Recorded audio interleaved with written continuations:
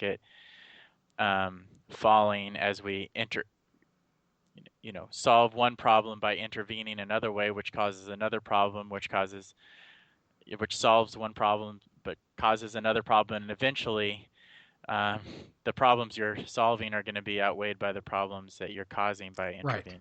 And that's what I thought would inevitably happen, and I've kind of been worried about. But now that I look at the numbers, it's a remarkable job by the banks and by government all working together. This is when government and banks work together for something good and not, I know everybody complains about what happened in 2006 and 7, and fraud and greed is always going to happen. It's inevitable when you're talking billions and trillions of dollars. People just don't see the difference in skimming off a couple of $1 million at those levels. And sadly, the homeowners always have to pay. But this is from what I can tell of this market, this is a great explanation, and it'll be this way in the history books probably for my grandkids kids to look at and go, this is where the government stepped in and did good. I mean, it could have been much worse. It could have been Great Depression bad, because you're talking about the most tangible asset anybody will actually own,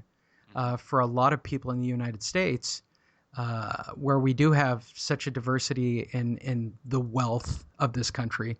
The home seems to be the one thing that people seem to have in home or their land, and that was taken away for a short period of time and might not have come back.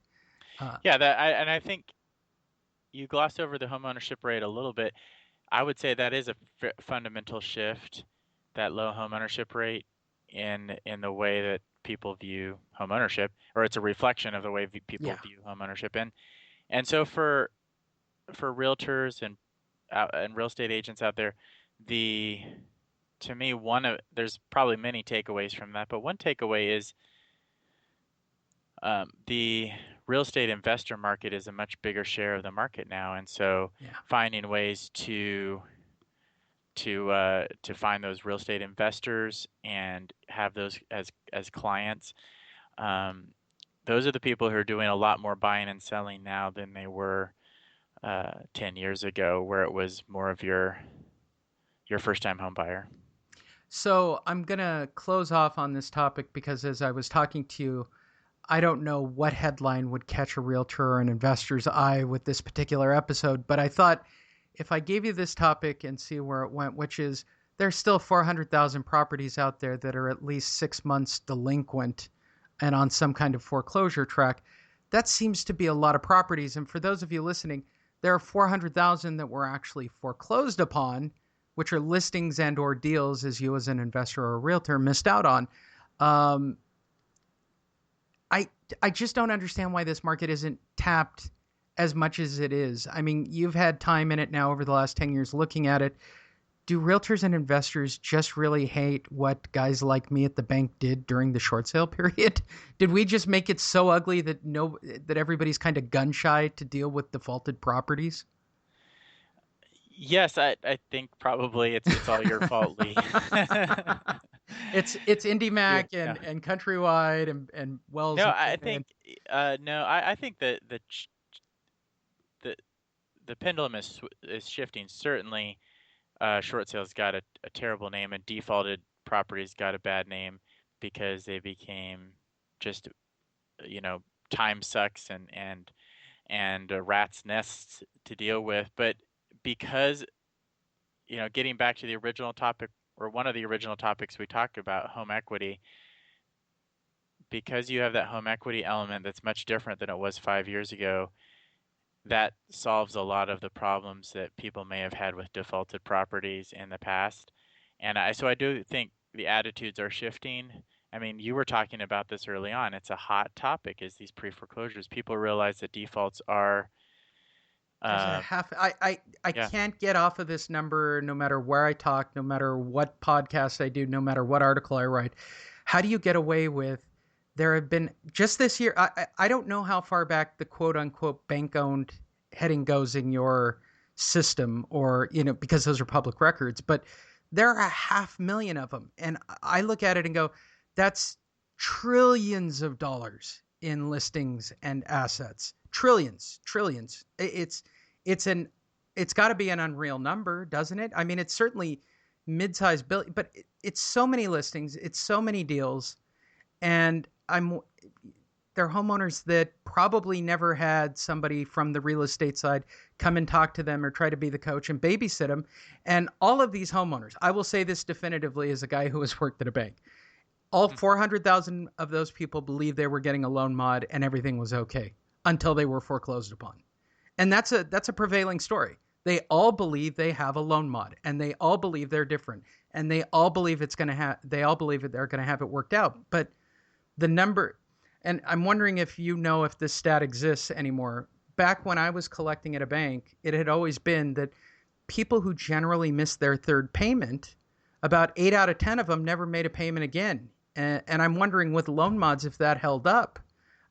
Based on the numbers, it certainly looks like it, but I have no actual written data Yeah, to when you support look that. at the yeah, actually our data we don't get into that detail, but when you look at the data from HAMP, the last time I looked at that, it was about 50% ended up back in default, and that was, that's not allowed a lot of these to play out, but the loan mods don't certainly don't work for a large portion of people. And then the other piece of data that I would say supports that is when you look at the FHA's non-performing loan sale program, and they put out stats from that, which we talked about earlier, a very, they build that program as, okay, this is a way for people to avoid foreclosure, but really, again, it's just another of this flavor of deferring foreclosure because only less than, I believe the numbers, and I don't have them right in front of me, but it was less than 10% of the properties, the loans that were sold through that FHA loan program, non-performing loan program, actually ended up avoiding foreclosure. The vast majority either were sold via short sale or were foreclosed on. It just took longer for that to happen because it transferred to a new owner and the owner tried to do a loan mod. It was, again, kicking the can down the road, but eventually that does turn into some kind of distressed event in most cases. All right, I'm going to end because generally when we come to the end, I always end it on my, okay, tell me if I'm crazy, Darren. So here's my tell me if I'm The answer crazy. is yes. Yes, it's always been yes for the 5 or 6 years I've known you. It's always been yes. Um, am I crazy? If I was NAR, if I was Lawrence Yun, if I was the president of NAR right now, and I looked at your numbers in these articles, and I keep seeing this number of 400,000 properties that are owned by the bank or that are still in active foreclosure, and I see that loan mods aren't really working, and I see that we have a supply and demand issue, why wouldn't I get up on a pulpit and scream to the high heavens to everybody to start go and talk to people who have missed payments? Because that is not consistent with their brand, I think. I I mean, that's the guess best is answer it, I and have. I wonder if it's Yeah. the liability as well. I wonder how much of liability actually comes into play on giving that level of advice. Yeah, it's outside of the box. It's foreclosures are still seen as a as a bad thing. I mean, and they are a bad thing, but certainly they represent these properties have already been foreclosed on. I would agree, represent potential inventory that that is missing in the market. So I think it's really it boils down to a brand image thing to me. Um, let's stick with the safe traditional listing as opposed to getting creative, because that could be perceived as us taking advantage of a bad situation. Well, I will say this to any realtor or investor listening to this: still go to the main Realty Track website. What website would you like people to go to check out your data? Uh, I would, yes, if there's just one website I would go to just to check out the new what we're doing is adamdata.com, and it's ATTOMDATA.com, Adam Data. And by the way, I never got a chance to say this. The concept is an atom is that we're breaking down this real estate data to the atomic level and creating building blocks out of this where people can uh, kind of create their own um, elements out of the periodic table of elements, create their own compounds of the data based on what they're looking for and what kind of market they're trying to go after. That's actually a great explanation, which sounds like a bunch of number crunching guys sitting around and having a conversation about rebranding. You were in on that conversation, weren't you? Yes, yeah, it was. Yes. I would have agreed with everything you just, but it that is uber nerdy stuff, and I love it. That's why I like talking to you. And they can follow Adam Data at Adam Data on Facebook and Twitter. Yep. Facebook, facebook.com/Adam Data, and at Adam Data is on Twitter. I cannot stress enough getting a hold of the data. Again, if you want to watch a practical demonstration of it, go to my website, watch my last webinar. I generally do 15 or 20 minutes of selecting homeowners. They have comprehensive search patterns that rule out people that have moved, people that don't. The finite detail that you can get after with the systems now is phenomenal. So I can't stress it enough for any investor or realtor who really wants to go after 400,000 listings. I mean, I don't know how to sugarcoat it anymore.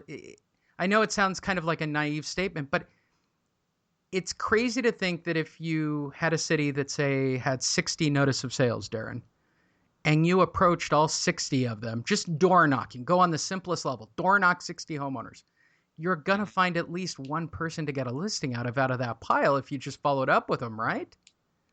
Yeah, absolutely. And I think the Bloomberg article we talked to points to that. There's a high demand from buyers out there for these notices of sale at the actual auction where you have to pay cash. So if you go to a seller and say, "Hey, look, I can, I list your property today," you're going to get a long line of buyers and investors who are interested in this property and probably are going to pay you more than you think you may be able to get out of this home. Um, there's definitely evidence of you being able to sell that to the homeowner and convince them that listing is a great idea and they're going to get a lot of offers from that. I'd like to thank you, as always, for being on. Again, it's adamdata.com, correct? Yes, adamdata.com. There's Anything you'd two like? T's in Adam. Two T's, ATTOMDATA.com. Yes. Anything else you'd like to add for everybody? No, I think, well, I'll throw this out kind of hopefully, I'm sure it's okay with you, but Yes. we'd be happy to offer a free subscription to our housing newsletter. And it's called the Housing News Report. It's a newsletter we put out. I don't know if you're on that list, Lee, but it usually is a $100 subscription for an annual subscription. It's award-winning. It's won the last 2 years. It's won Best Newsletter from the National Association of Real Estate Editors.